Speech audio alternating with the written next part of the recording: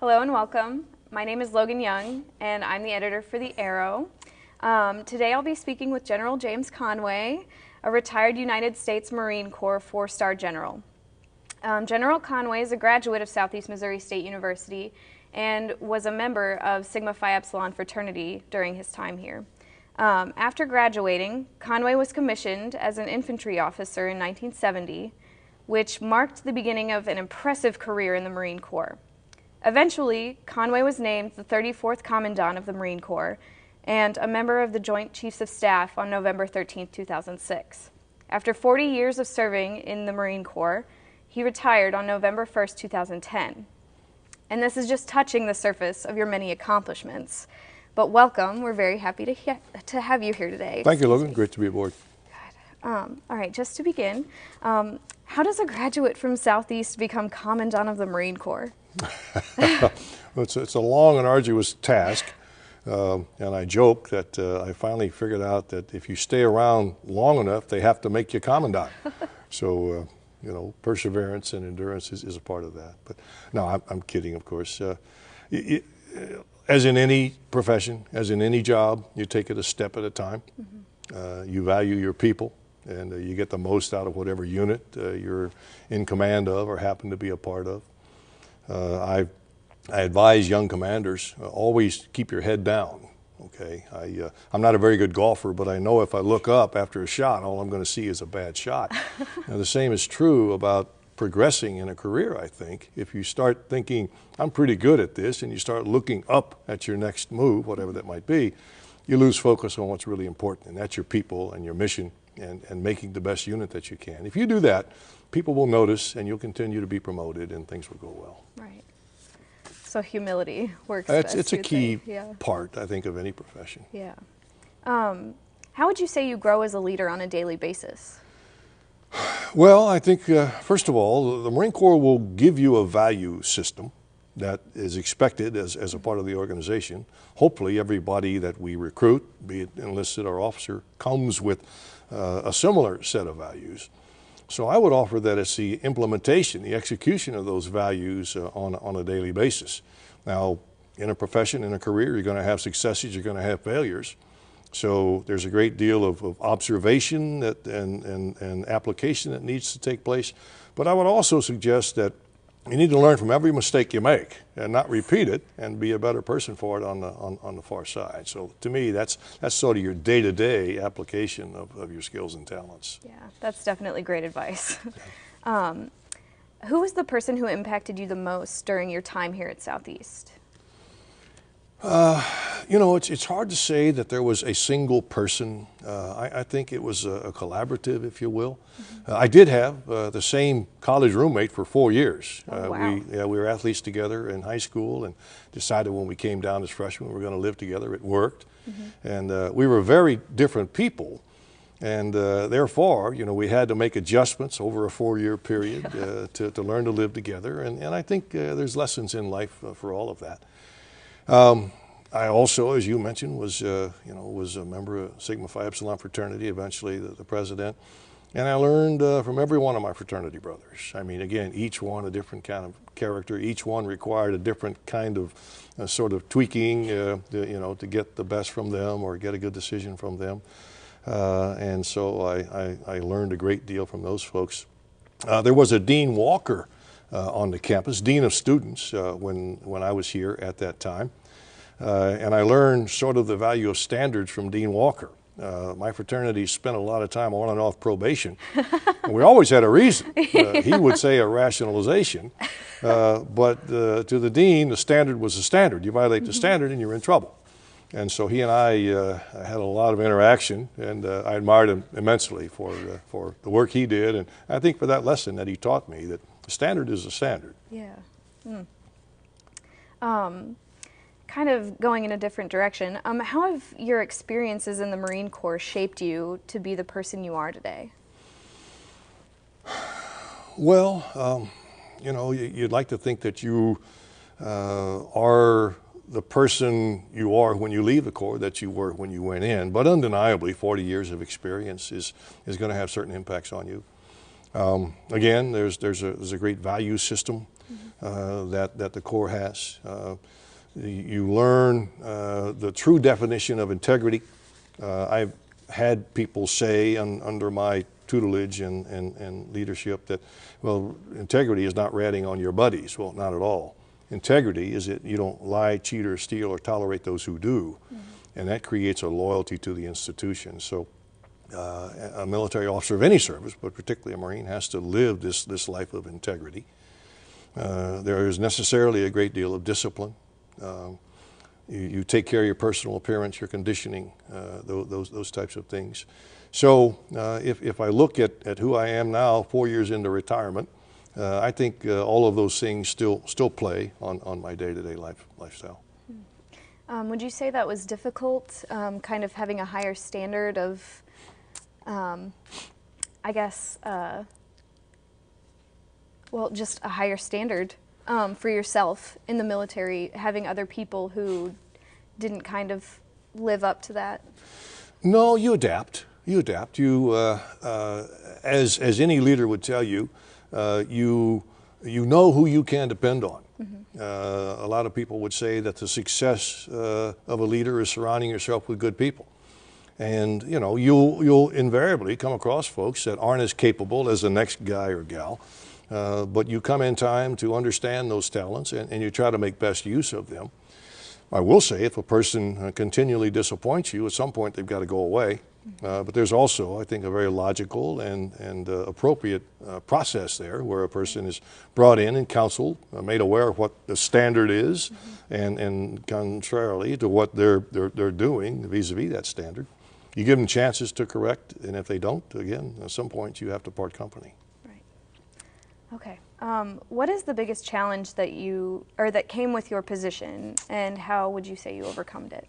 Or overcame it, excuse me. Yeah, as Commandant, Logan, I think my biggest challenge was not what I would say was a vertical challenge, in that you overcome it and move on. Yes. It was a horizontal challenge. And that was, I was what they call a wartime commandant. We were a country who was engaged in conflicts both in Iraq and Afghanistan, 06 through 10, which is when I was a commandant. So my biggest challenge during that period was to make sure my Marines had the equipment they needed to succeed, and enough of us to make for an appropriate, what we call, deployment to dwell.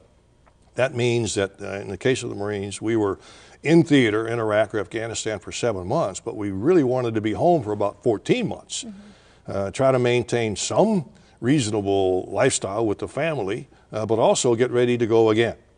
And to be able to do that deployment to dwell, we thought we needed about 27,000 additional Marines. And so that took some convincing. That people are a very expensive proposition. But in the end, Secretary Gates, who was Secretary of Defense when I was Commandant the last 2 years, agreed and helped us to grow to those numbers. So those things, and it almost always comes down to people and money. But people to do the right thing when the nation's in a conflict, and the money to give them the right equipment, were the challenges that I dealt with every day of my time as Commandant. Wow, okay. Who would you say has been your biggest influence as a leader throughout your career? Well, my wife was the easy answer, I suppose, but beyond that, once again, it's sort of a collaborative effort. I counted the other day for another interview that I was doing that in 40 years I had 24 different assignments and 36 different bosses. Wow. And so in every one of those moves or reassignments or whatever, you know, you come up against an entirely different person for the most part. I mean, again, imbued with our values and trying to be the best leader he or she can. But I think as a subordinate, I took away something from every one of those folks and from every one of those assignments. So, you know, that's how you shape yourself. That's how you learn from your mistakes. That's how you take the best in terms of leadership principles from a really good leader, and resolve that you will not follow some of the bad leadership characteristics that you may see in another, and try to make yourself better along the way. So I would say, though, in some form or fashion, every one of those people influenced me in some way. So you kind of take tidbits from that's from what everywhere. You do. That's what I actually started a book at one point. Really? You know, leadership traits, and I try, it wasn't I didn't add to it every day. It wasn't like a diary. But when I would break it down, I would just think back on the last time I made an entry and try to put down what I thought was pertinent or important, or that I learned, either, again, as a positive or as a negative example, and then apply it. How do you advise young Marines to be good leaders? Well, there's a number of things. One is that you have to understand what your leadership style is. And you know, the people that have studied it over the decades, I'll say centuries, have said that there's probably 5 different styles of leadership. There's the authoritarian, which says, you know, we're going to do it my way, or it's a highway. The democratic style of leader, which wants to take into account, you know, the best ideas from his people and then decide on what is the best course of action. You have a laissez-faire type of leader, which means basically let alone, tell your people what you expect of them and just stand back and let them do it. Works sometimes, not always. Narcissistic and caustic are also leadership styles. Now, in the U.S. military, I would suggest that the first 3 are okay styles of leadership. We encourage our people to be democratic. Right. You got brilliant people working for you, take advantage of their thoughts and you'll come away with a better product. But at the same time, you probably weave in and out of those leadership styles. If you've got a lieutenant leading a platoon into a hot landing zone, that's not the time to establish your democratic leadership style. At that point, they want you to be authoritarian, and they want you to get them out of the danger that they're in. So, so we teach them that those 3 leadership styles are acceptable. But there are also some factors there that are at work. One, I think to be a good leader, you got to be a good follower. Everybody works for somebody, to include the President of the United States, okay? So you've got to be able to take orders that you may or may not agree with, that you may or may not think are the right thing to do, and execute them to the absolute best of your ability. If you whine or complain or find fault, you've just given your subordinates the authority to do the same thing with your commands or instructions. Secondly, you got to want to do it. Leadership is kind of tough. Okay, it requires extra time. It requires you getting to know your people, but then also, I think, demonstrating to every one of those people that you care about them. Right. So you got to go to the hospitals, and you got to go to the weddings, and you got to go to the funerals, and you've got to do things that aren't always enjoyable, but that are necessary, I think, on the part of the leader. And I've met people in life that have signed off and said, I just, there's other things I want to spend my time doing. So I think you've inherently got to want to lead if you're going to be a good leader. And then there's the mental, the moral, and the physical capability, qualities that go with being a good leader. And you've got to take care of those things. You know, we teach our young lieutenants, you know, not all of you may be sort of emotionally inclined to be a good military leader, but what we want from you, from sort of the mental leadership qualification, is that the more severe or intense the situation gets, the more you've got to be relaxed. Right. Because your people will watch you, they will read you. And if the lieutenant is uptight and he's talking fast and his eyes are that big, they know they're in trouble. If, on the other hand, the lieutenant is calm and collected as best he can be, even though he may be turning over on the inside, they'll gain confidence from that, and he'll get them through it. What do you think are the biggest challenges faced by today's leaders? It's a broad question. Yeah, that's an interesting question. You know, I think the answer would be different for a military leader as opposed to a political leader, as opposed to an academic leader, for instance, a business leader. But one thing that I do honestly believe is that we live in an information age. And there is such volumes of information coming at all leaders, regardless of your chosen field, that somewhere in all of that there's a task to separate intelligence or necessary information from just the data. And you know, again, I saw it as a commander in Iraq. I saw it as Commandant. I'll give you an example. You know, the commander of the Marine forces in Beirut, when they were hit with a suicide bomber in the early 1980s, 83, I believe it was, would say, I had that. I had that caution in the intelligence that a suicide bomber could attack us. Not exactly the details of the truck and the building, but intelligence said that was a possibility. But there were reams of other types of intelligence coming in, And I didn't seize on that golden morsel that might have protected my Marines. He felt very badly about that. Right. But it also spoke to the issue, the problem that we've got of such huge amounts of data anymore, and for the leader to be able to tell what's critically important to him as he goes about his leadership functions. Yeah, like how do you separate that? Absolutely, yeah. And you need staffs to do that, but even they, are having to deal with, again, just reams and volumes. There's so much left on the cutting room floor that you don't think is important at the time, but might be that morsel that you missed that would have made a difference. What do you think it takes to be an effective leader? Well, we talked about that a little bit in the other question that you asked. But I think it's a combination of things. Again, a strong value system. We didn't talk in detail about sort of the moral aspect of leadership. But you've got to be honest and forthcoming with your people. And as we talked about, if you have a person who maybe isn't living up to the same standard as the others, sometimes you've got to set that person down. And I think one of the toughest things that a person does is sit down another human being and tell them that you're not measuring up. Right. I know what you think you're doing and I know what your aspirations are, but let me tell you right now, it's just not happening.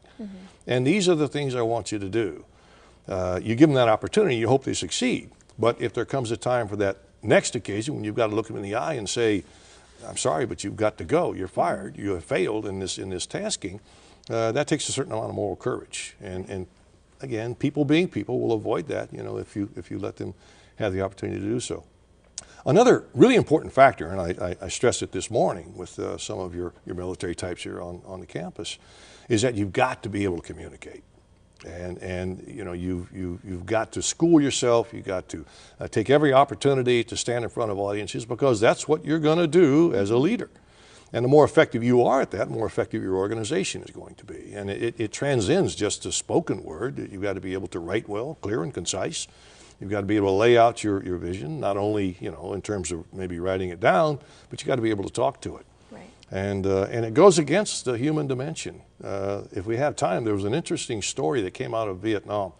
The Navy put a psychologist aboard the carrier USS Oriskany during the Vietnam War, and they put heart monitors on their attack pilots, the guys that were flying the A-6s.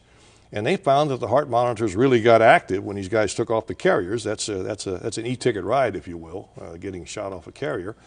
The heart rate went up when they went over their targets, which in their case was Haiphong Harbor in North Vietnam. They were being shot at, and this was the real deal. But it was actually higher when they came back and landed on the carrier, because by that time it was normally nightfall. The carrier might or might not be in rough seas, and you got to smack a landing if you're going to get caught and have dinner in the wardroom that night. It was absolutely highest, however, when they had to brief their mission to their fellow pilots. So what that tells you is standing in front of a group of peers, a group of fellow human beings, is tougher than flying an airplane in combat. And so, so you've got to overcome that. You've got to do it repeatedly. You'll make mistakes. You'll forget. You'll do whatever. But you got to be able to communicate if you're going to communicate effectively if you're going to be an effective leader. Right. What does it mean to you to have two sons following in your footsteps as Marine officers, as well as a son-in-law, I believe? Yeah, who's also they're all commanders at this point. My oldest son just finished command, and he's now with what we call top-level school. So they're all doing very well. It makes you incredibly proud. For a couple of reasons. One, they all have chosen to serve their country. They've paid their citizenship dues, and they've all been deployed in combat, and all have been rewarded for heroism. Quite frankly, I'm just immensely proud of them. The other thing is that it sort of validates our lifestyle. I moved one time when I was growing up, and it was hard. Both my sons went to 3 high schools in 4 years. Wow. They were very good athletes, and that actually aided in the process, but we kept jerking them out of schools time after time, and putting them in a situation where they had to adapt to new environments. They would say today that it forced them to be extroverts as opposed to going into a shell of some sort. Right. So I guess I would say that it validated to some degree that lifestyle that we put them through, because they chose it then for themselves, and they're very happy and very successful in it. So my wife and I say simply that we're blessed, that conditions could have been very different, but in the end it's worked out very well, and they'll serve now for as long as they want to. Right. It's very nice. As a person with an extensive list of accomplishments, what would you say you're most proud of? Probably two things, Logan. When I became Commandant, we again were in the middle of a fairly intensive fight at that point. We were getting lots of casualties back, and I sat down with some of those casualties and said, "Okay, guys, tell me, what you're really experiencing here." In discussions with them, it became abundantly clear to me that we had lots of people trying to do lots of good things for lots of people that needed it, but there was no organization to it.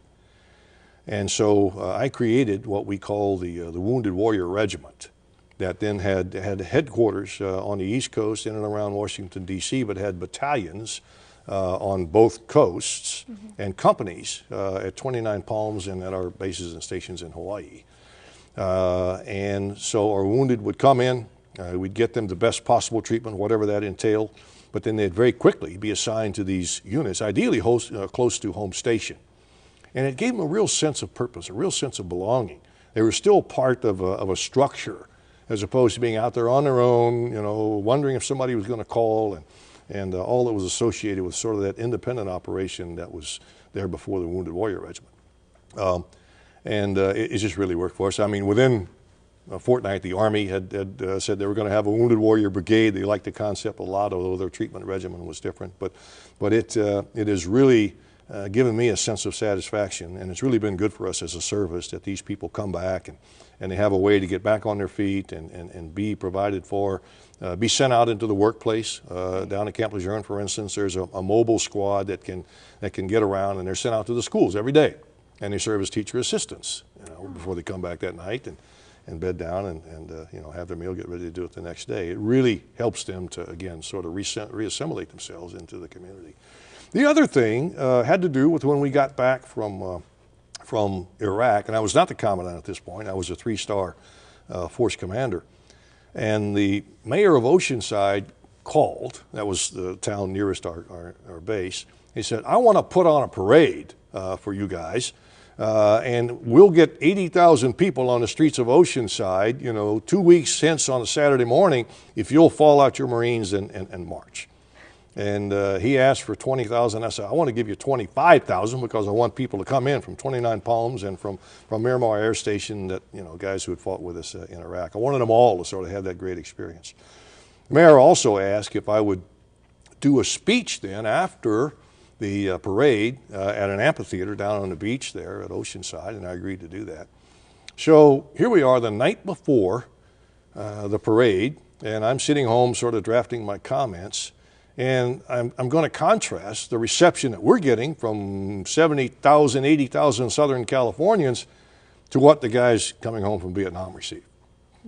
And the fact that there is no comparison. I mean, they were just not nearly as well received. They came back individually. They came back unappreciated, I think, in a lot of ways. So I thought to myself, don't talk about it, do something about it. Yeah. So I called my chief of staff and said, "Okay, I want the largest banner that you can make in about a 12-hour period that says Vietnam Veterans." And he did. And the next morning we put a squad on either side of the sidewalk, policed up, probably 250 Vietnam-era vets, and they were wearing, jackets and red ball caps, and there were some in wheelchairs, there were some in coat and tie, but about 250 of them. And that parade kicked off with me and my staff, the band, and the next group were the Vietnam veterans. And the crowd got it. They understood what we were trying to do. And I think those guys probably got the largest applause of anybody in the whole parade. And they were very appreciative, and that was just a good day. Yeah, that's really great. I know that's a fantastic memory, but are there any other memories that really stand out to you from your career that you would say are your favorite? Favorite memories over a career. There's so many. I mean, I tell people young leaders, old leaders, keep your sense of humor, because there's just so much of it, you know, in the military. And I guess there is throughout American life. I mean, one of the things I've discovered with all the travel opportunities I've had is that people essentially are the same the world over. They'll all laugh at essentially the same thing, and then they all try to, you know, find humor in what we do.